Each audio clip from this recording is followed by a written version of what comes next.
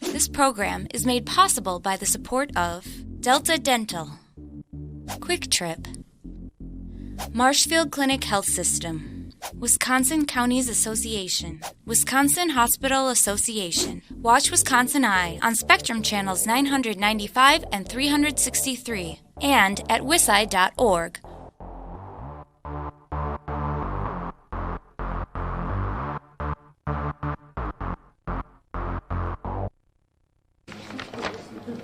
Good morning.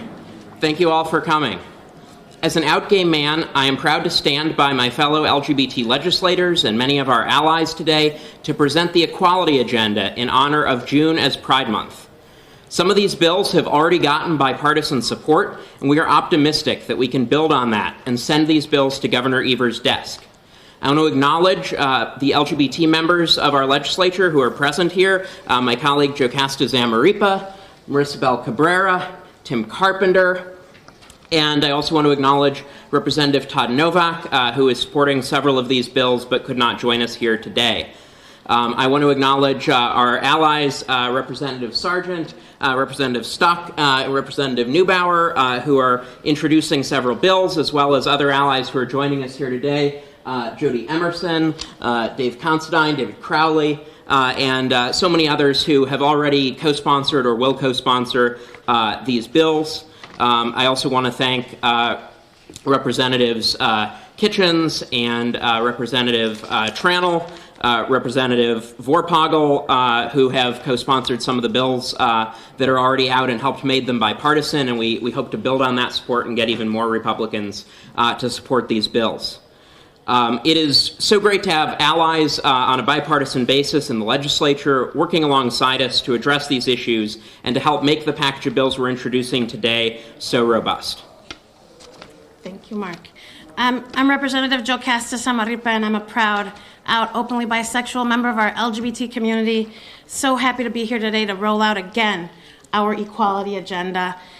During June, Pride Month, it makes so much sense, and I'm so honored to be here with so many allies and our out members, including Republican out member Todd Novak. So I want to make sure folks know this is our second time rolling out the equality agenda. I still remember the panel that I was on where some young LGBT Wisconsinites came to us and thought we were only here in the Capitol battling anti-LGBT equality bills like the anti-transgender bathroom bill. And the truth is that there were many positive efforts being made to enhance the quality of life of all LGBT Wisconsinites. But folks didn't know because they happened to be Democratic bills, and Democrats are in the minority. They weren't getting the attention that they should. And so Mark and I and Senator Carpenter, and now we've grown our caucus as well with more out members and allies, rolled out the equality agenda last legislative session. And this is our second time rolling out the equality agenda, and there's even more bills than there were the first time. Again, working to enhance the lives of LGBT Wisconsinites, starting with even symbolic measures like LGBT Pride Month and AJR to celebrate LGBT Pride Month here in June, and a new one in AJR celebrating the 50th anniversary of the Stonewall Uprising. Even these symbolic efforts are important for the LGBT community, and unfortunately, AJRs like Pride Month have languished in the past. We are hoping now, with these influx of Republican legislators signing on and making these efforts bipartisan, that we'll finally pass even simple symbolic measures like an AJR honoring June as Pride Month. And with that, I'll take it back to. And Stonewall, of course, as I said, this is a landmark year, 50th anniversary of the Stonewall Uprising.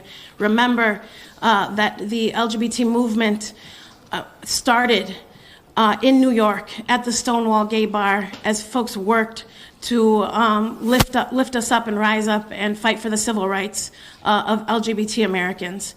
And so it's important that this year we put out this AJR honoring this pivotal moment in the fight for LGBT rights with the Stonewall Uprising AJR, and we hope that also will be a bipartisan effort. Mark? It's now been 5 years since marriage equality first came to Wisconsin. In June 2014, same-sex couples had their right to legally marry upheld in Wisconsin, and 1 year later, the Supreme Court of the United States affirmed that right for couples across the country in Obergefell v. Hodges. Although same-sex couples can now legally marry, Wisconsin statutes have not kept up. The Obergefell decision requires that our statutes be read in a gender-neutral way so that all couples are treated equally under the law, and we believe that our statutes should reflect this core value.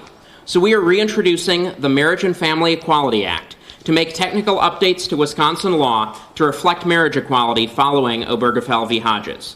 The bill changes references to husband and wife to spouse or spouses, and where possible, references to mother and father to parent or parents, to fully include all couples, regardless of gender. Although many couples have successfully obtained an equal reading of the law by judges or state agencies and have secured full recognition of their rights, others have faced difficulties. Wisconsin's outdated marriage and family laws, still referring to husbands and wives and mother and father where that gender specificity is not necessary, creates discrepancies that needlessly confuse and cause real harm when same-sex couples seek to have their parental rights legally recognized and acknowledged. And more importantly, it puts these couples' children at risk. We've been contacted over the past several years by multiple couples who have faced legal challenges to secure equal parental rights, and a lack of clear guidance in the statutes means that same-sex couples often need to go to court and hire expensive lawyers to get their rights recognized. Legally married same-sex couples should not have to pay a lawyer to secure their parental rights, and children whose parents are unable to take these steps should not be denied access to a parent. The state of Wisconsin should not spend tax dollars litigating outdated and unenforceable statutes as it has in the past. Along with many here, I've been fighting for full marriage equality since 2006, and it is long past time to pass this bill. But this year, this is even more important to me as I prepare to marry my fiancé Philip this September. We are so pleased that this bill has strong bipartisan support this session, and so on behalf of the couples that have come to us and the parents and children across Wisconsin still struggling for security, we ask every legislator to sign on to this bill. So from the symbolic to the substantive, we need bills like Mark's statute cleanup bill. We need to make sure that our statutes reflect same-sex marriage, which is the law of the land. We also need to make sure we pass this constitutional amendment, wiping the stain that is the marriage ban that was placed in our state's constitution in 2006. And so I'm also introducing a constitutional amendment to remove that language from our state's constitution. Of course, we know that across this nation now, marriage equality is the law of the land. We still have this stain in our state's constitution. It is time to remove it. I hope as well that this will be a bipartisan effort as we work to pass both the statute cleanup bill as well as this eliminating the constitutional restrictions on marriage. And with that, I want to introduce a constituent of mine from Milwaukee Metropolitan Community Church on Milwaukee's near south side, Reverend Tori Topian. Good morning. It's an honor to stand with the representatives this morning. And as Representative Zemmer said, my name is Reverend Tori Topian. I am an openly out and gay minister in the Metropolitan Community Churches. And interestingly enough, Metropolitan Community Churches started right before Stonewall evolved back in 1968 and is the first faith tradition to accept everybody, whether LGBT or however one identifies. And we have been a strong constituent around marriage equality, not just here in Wisconsin, but throughout the world and throughout our nation. And while we have marriage equality here in Wisconsin, the fight's still not over. It's great that we have progressed over a long span of not being able to be with the individual that we feel that we love and we should be with for life. But at the same time, as the representatives has mentioned, there's still a lot of work to be done in changing the language and changing the mentality of how we view our same-sex couples in our society. When it comes to adoption, when it comes to other legal rights that we all have as citizens, laws still prohibit those things from happening in society. And as we go into Pride Month and as we go into a series of Pride Weeks, we need to be cognizant of what happens in society and allowing those individuals who are same-sex couples or who identify however they identify to have the same rights and the same abilities to be a couple in our state. So as we continue with marriage equality and the acts that come upon it, I think we just need to support and continue to be the oneness of who we are. So as we continue through these gifts, we just need to be a constituent of equality and having that equality to be uniform throughout our state. Thank you, Reverend Torrey, for your wise words and your work over many decades on this issue. While we continue the fight to make sure that no one is treated differently under the law because of who they love, we also recognize that our transgender friends still face legal discrimination because of who they are. Wisconsin has a proud history of leadership on issues of non-discrimination and equality for some members of the LGBT community. In 1982, Wisconsin became the first state in the nation to ban discrimination on the basis of sexual orientation. Today, Wisconsin's non-discrimination laws cover a variety of groups, including race, religion, national origin, disability, sex, and sexual orientation. Unfortunately, transgender people were not added to these protections in 1982 and still lack critical legal protections under state law. While we believe discrimination on the basis of gender identity or gender expression is a form of sex discrimination and thus already prohibited, our laws should be absolutely clear that discrimination on the basis of gender identity or gender expression is not allowed in Wisconsin. And so we are reintroducing the Privacy Protection and Gender Identity Anti-Discrimination Act, which will extend Wisconsin's non-discrimination laws to include transgender people by prohibiting discrimination on the basis of gender identity or gender expression. Transgender people are at significant risk of discrimination in many other activities of everyday life. Some face discrimination because they are perceived as not fitting into a narrow norm of how someone else thinks a man or a woman should look, dress, or act. And others face discrimination because they publicly identify as a different gender than the one they were assigned at birth, or use a name or pronouns that match the gender they identify with. Over a lifetime, transgender people face increased health challenges, poverty, and risk of suicide or attempted suicide. And transgender children face risks of bullying and physical attacks, which can lead to worse academic outcomes and health problems. Transgender adults face significant likelihood of employment and housing discrimination. And these statistics are compounded when looking at transgender people of color, transgender people with disabilities, or transgender people who are undocumented. As with other legally protected groups, this bill rests on the simple concept that everyone is entitled to equal treatment under the law. Our laws should protect the most vulnerable in society, and members of the transgender community should be treated equally, not discriminated against based on a core part of who they are.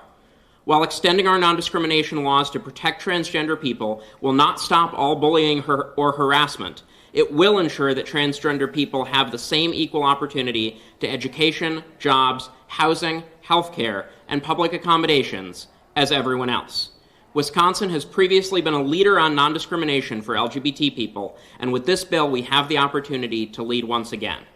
Now, Senator Carpenter will talk a little bit about our resolution to recognize Transgender Day of Remembrance. Thank you, Mark. Thank you very much for being here. I'm very proud to say that I come from the south side of the city of Milwaukee, and I've been very fortunate to represent that area since 1985. And to begin with, unfortunately, when I first started in the legislature, AIDS and HIV was a huge epidemic that killed, I believe, about 750,000 Americans. And so now we are in another stage of civil rights. Lloyd Barbie led the civil rights movement for African Americans with fair housing. We had other people with movements. We're in the movement to try and treat immigrants as human beings here in the United States. The resolution that I have is a gimme. I don't understand how Speaker Voss or Majority Leader Fitzgerald couldn't schedule a resolution as this. November 20th is called the Transgender Remembrance Day. I'd like to just read about two incidences that happened just this year. I remember a couple of years ago playing in Madison at a softball tournament, and it was a fundraiser to help pay for the funeral costs of a transgender person here in Madison who was killed. The person I'd like to talk about is Dana Martin. She was 31. a trans woman of color was found shot to death in her vehicle in a roadside ditch about 11 p.m. on Sunday, January 6th in Montgomery, Alabama. She was shot while driving, and police, as of January 2010, continue to investigate but have no leads. The other person is another 23-year-old transgender woman of color was found shot and killed after 6:40 a.m. shooting in Dallas, Texas. There are currently no leads in the shooting. The shooting comes a little more than a month since a viral video showed Booker being publicly beaten and called slurs on April 12th. Now, regardless of your opinions, regardless of your religion, I think people should at least take a day when these horrible things are cast upon fellow human beings, and it seems to be people of color are targeted mostly. And I feel it's important for this state, for this legislature, to stand up and say, this is wrong, and we need to get the information out. As a lot of these you will find out, there are no leads, no one's being convicted. These people are marginalized in our society, and I think it's only right that we stand forward and stand up for them because they can't speak for themselves. Thank you. Good morning, I'm Representative Marisabel Cabrera. I am actually the newest member of our LGBT caucus, and I'm very honored actually to join these distinguished leaders in fighting for LGBT equality and treatment. I'm working on a bill along with Representative Neubauer, Representative Novak, and Senator Carpenter about the gay and trans panic defense. The gay and trans panic defense is a legal strategy that asks a jury basically to find that a person's sexual orientation or gender identity or expression is to blame for a defendant's violent crime. When the defense is actually used, the defendant claims that their victim's sexual orientation or gender identity not only explain but excuses their loss of self-control and subsequent violence. The defense implies that LGBT lives are worth less than others.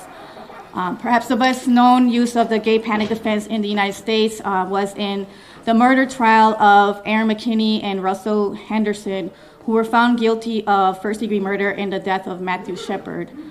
Shepard was a gay student at the University of Wyoming who was robbed, tortured, tied to a fence, and then left to die by McKinney and Henderson.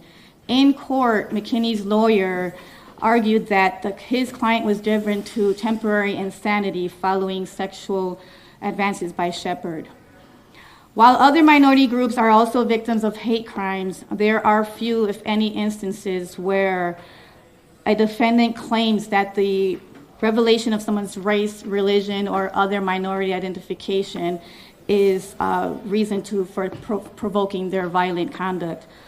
The gay and trans panic defense appeals to irrational fears and prejudices against gay, lesbian, transgender, and bisexual persons, thereby undermining the legitimacy of criminal prosecutions and resulting in unjustifiable acquittals or reductions in sentences.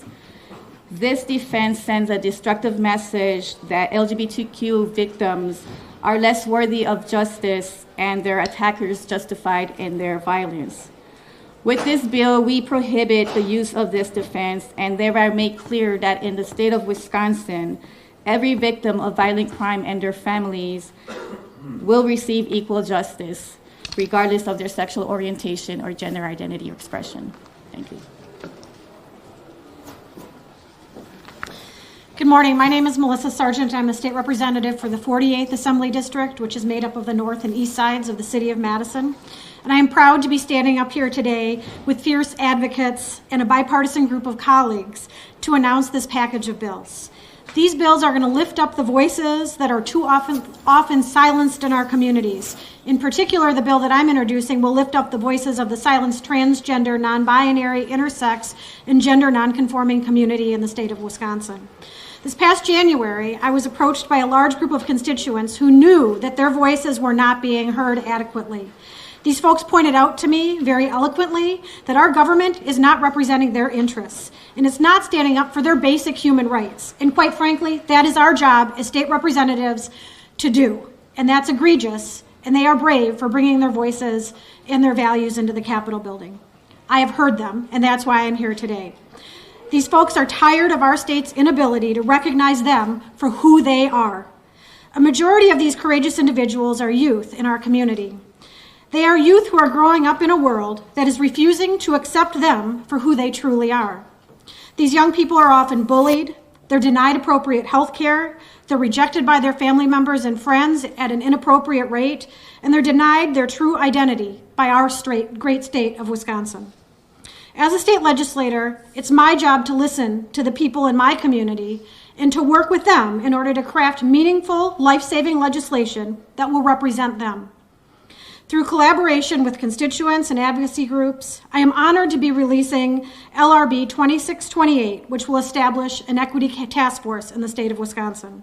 This task force will be required to study the legal and societal barriers for equity and equality for transgender, intersex, non-binary, and gender non-conforming individuals in the state of Wisconsin. This task force will provide comprehensive recommendations to the governor and to the legislature on how to ensure equity and to improve the lives of our transgender, intersex, non-binary, and gender non-conforming neighbors. This legislation would not have been possible without the voices of these courageous youth and their families who are quite frankly tired of our state's inability to recognize them for who they are. And I am humbled to be introducing and standing with our next speaker, Charles. Charles is one of these heroic, amazing leaders who has said enough is enough. Charles knows that we must do better to protect our youth and every one of our friends and neighbors from inequality, inequity, and quite frankly, hate. Charles constantly uses their political voice to stand up for the transgender, intersex, and non-binary gender non-conforming community when it's not easy, and that defines their character, while thoughtfully attacking our societal barriers at the same time. Charles. Well, I'd like to thank everyone for having me. Kind words, Melissa. My name is Charles Wetzel. I'm 18 and I've lived in Wisconsin my entire life. As a young kid, I loved fishing with my grandpa in Langlade County up north, roughhousing with my brothers outside, and climbing trees. I had, in every way, a perfectly normal, scrawny childhood. Through middle and high school, I developed a love of history, literature, and fine arts, all subject I'll be studying at Lawrence University in Appleton, Wisconsin, later this fall. I'm a Christian, Eagle Scout, and proud Jeep driver. I have a love-hate relationship with the snow, and my favorite cheese, hands down, is Hook's 10-year cheddar. I'm also proudly and openly trans. When I was 14, I came out as genderqueer and started using the pronouns they, them, and theirs. Despite being accepted by my family and friends, almost every day, whether explicitly or implicitly, my gender identity is undermined. When I was forced to pick between an M or an F to put on my driver's license, I felt othered, like there was a place for everyone but me. Whenever I must use a non-gender neutral restroom, I risk being harassed or worse. Just a few months ago, I personally was denied access to healthcare services simply because of who I am. In situations like those, my LGBTQ+ siblings and I have our dignity stripped away. That's why I'm so thrilled that this bipartisan group of legislators has crafted the equality agenda. As a part of that agenda, Representative Sargent and Spreitzer have proposed a bill that would establish a transgender equality task force, the goal of which is to study the barriers to equality the trans community faces and how best to combat them.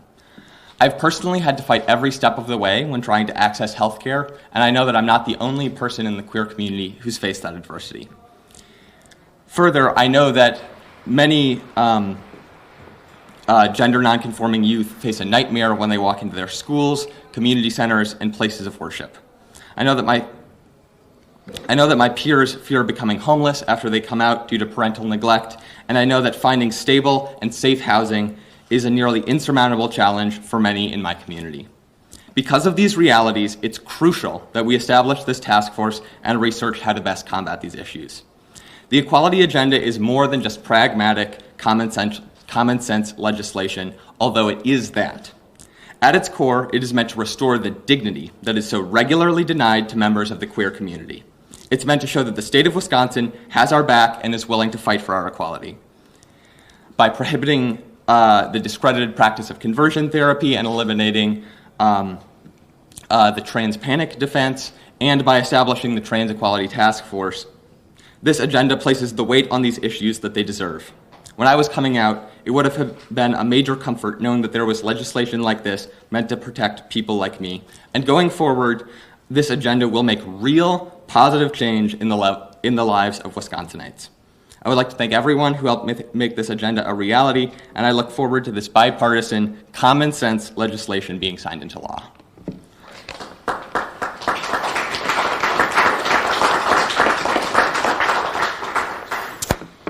Well, I'm Representative Amanda Stuck. I represent District 57, which is the Appleton-Menasha area. And I just want to say, Charles, we are going to be so lucky to have you at Lawrence in our area. So thank you so much. So I'm actually here to talk about my bill AB 111, which is the conversion therapy bill. So what this bill does is it eliminates or says that you cannot use conversion therapy in the state of Wisconsin. Now the truth is most licensed professionals know this is already a discredited practice and that it does not work and that it actually causes harm, especially to children and young people. So it's really important that we do pass this. I have put this forward the past 2 sessions, but I know the truth is this bill has been around much longer than me. And this has been a fight that so many have been working on for so long because it is so incredibly important. Again, conversion therapy has already been identified as a practice that does not work. The research is clear it does not work, and that it actually does cause harm to children. There are increased rates of suicide, depression, homelessness. It causes actual harm to people. And so it is something that we must end immediately. And while this bill addresses licensed professionals here in the state, the truth is we need to go even beyond that to all institutions and make sure that conversion therapy is never used on anybody ever again. So I look forward to putting this forward and hope that we get support from everybody in the Wisconsin legislature to get this passed. We've been seeing states pass this bill all across the country, so there's no reason why Wisconsin can't do this also. Thank you.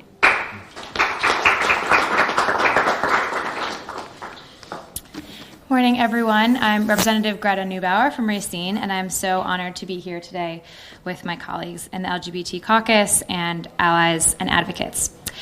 I'm excited to be introducing the gay and trans panic defense with my colleagues, Representative Cabrera, Representative Novak, Senator Carpenter, and the rest of the caucus. But I'm even more honored to be introducing our next speaker, Carl Hubbard. Carl is the president of Racine's own LGBT Center of Southeastern Wisconsin. He's an amazing presence and resource in Racine and an example for LGBT youth and our whole community. Carl believes strongly in creating a more understanding, better informed, and more equitable community through educational, social, outreach, and advocacy work with the center. While that work is always ongoing, I see a reflection of Carl's labors every day in Racine, especially with our young people, and I'm so grateful he's chosen our community as his home for so many years. Without further ado, here is Carl Hubbard. Good morning. I'd like to thank all of the legislators for developing these bills. I don't spend a lot of time looking at legislation. A lot of my time as a volunteer at a community center for LGBTQ people is spent interacting with the people who will be the beneficiaries of this legislation. Teenagers who come through the front door because they're not welcome at home, because they've heard messages denigrating their identity from church pulpits, from school counselors who say to them, if you don't want to be victimized and bullied, try being someone else. Well, you folks try being someone else. You know, it's just not possible. It's not fair. The impact of the legislation that is being proposed today and announced today will have a profoundly beneficial impact on the lives of the people that walk through the front doors of our center. They are often confounded by the lack of consideration for their identity and their reality. Who wants to be told to be somebody else? Particularly when you can't be, without being false to your own reality and your own identity. We have had instances of bullying, people being beat up in city parks, people who begged police officers not to accurately write up the attack as an attack, but to write it up as an accident because they were so afraid of retaliation from their own family members if it was discovered that they were being beat up because they were outwardly identified as a gay person. A 20-year-old who just lost a job that their family depends on desperately for income because after receiving 2 promotions in 1 month at a big box store, this individual was fired because they refused to use the bathroom that they had been ordered to use, even though using that bathroom would have caused a lot more controversy and conflict and confusion than using the bathroom of this individual's choice. This stuff has to stop. It's like one level of oppression and then another, and another. Someone previously mentioned the number of trans people who are victims, particularly trans people of color, who are victims of violence. So far this year, the FBI statistic reports that there's 22 murders. There's over 1,200 anti-LGBTQ attacks on people. That's just in 1 year. What other group would we stand for allowing that kind of oppression and victimization to occur? I can't think of one. I do hope desperately that these bills will receive the attention and support that they deserve, because the bills are paper. The lives that these bills will impact are real and really, really need to have this oppression lifted. That's all I really want to say is please think about carefully supporting these bills in every way that you can. So thank you. Thank you.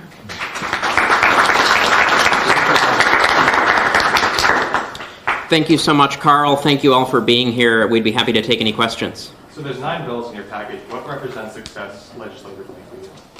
Well, we would like to see these bills get public hearings and votes in committee and ultimately pass the legislature and be signed into law. But the first step in any bill is a public hearing, and we already have multiple bipartisan bills that are out there that we hope can get a public hearing, and we also hope that the Pride Month resolution will be scheduled for a vote at our next session in June.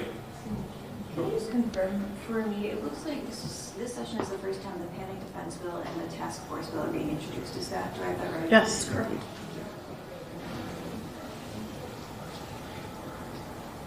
Thank you. Thank you. Thank you. Happy Pride.